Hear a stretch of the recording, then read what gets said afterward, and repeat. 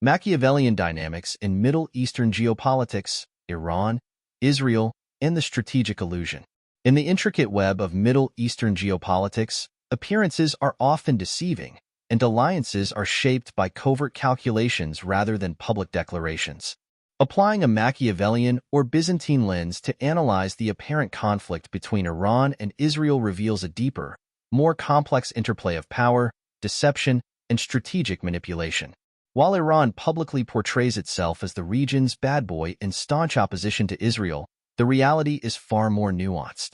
This essay argues that Iran's actions, often seemingly hostile, are part of a prearranged strategy, one that involves cooperation with both Israel and the United States.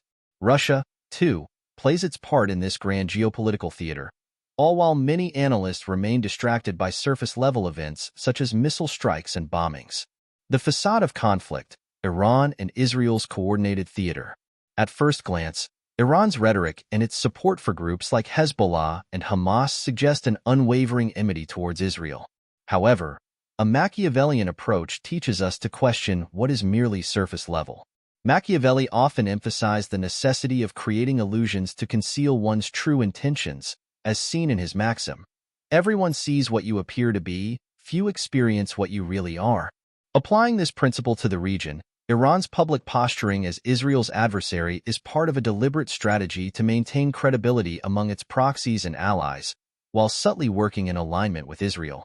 Take, for instance, the claim that Iran prearranged a strike, ensuring minimal damage while tipping off Israel about the whereabouts of Hezbollah's Hassan Nasrallah and a Hamas leader.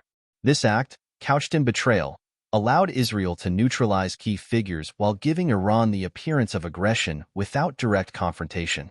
Such moves are emblematic of Machiavelli's advice to rulers.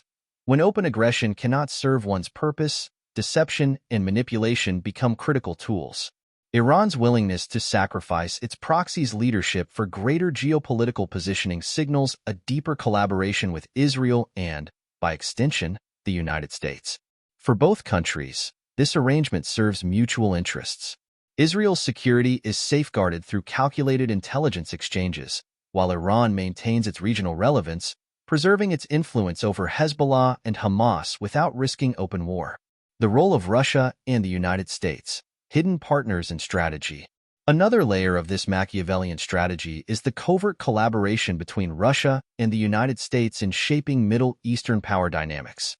Despite appearing as global rivals at the highest levels, both countries work together when their interests align, particularly concerning Israel's dominance in the region. Machiavelli noted that the ends justify the means, and in this case, both Washington and Moscow share the strategic goal of maintaining stability around Israel to prevent any regional force from challenging its supremacy. Russia, which many perceive as supportive of Iran and its resistance against Western influence, is, in reality, pro-Israel at the core. While publicly condemning Israeli strikes, Russia has consistently avoided direct confrontations or actions against Israel. Consider Russia's response to Israeli airstrikes in Syria, where Moscow's forces are stationed. Despite having military capabilities in place, Russia has largely refrained from interfering with Israeli operations targeting Iranian proxies and weapons shipments.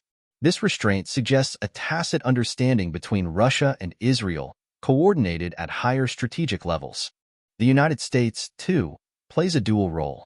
It ensures Israel's military superiority while allowing Iran to sustain its rhetoric of defiance, all the while ensuring that Tehran remains part of a controlled opposition. This alignment between Russia and the U.S. reflects Machiavelli's notion of the prince maintaining power by pitting opponents against each other while secretly dictating the outcomes. Here, the great powers manipulate regional actors, whether Iran, Hezbollah, or Hamas, through a delicate balance of threats and rewards, ultimately ensuring Israel's long-term dominance. The greater game.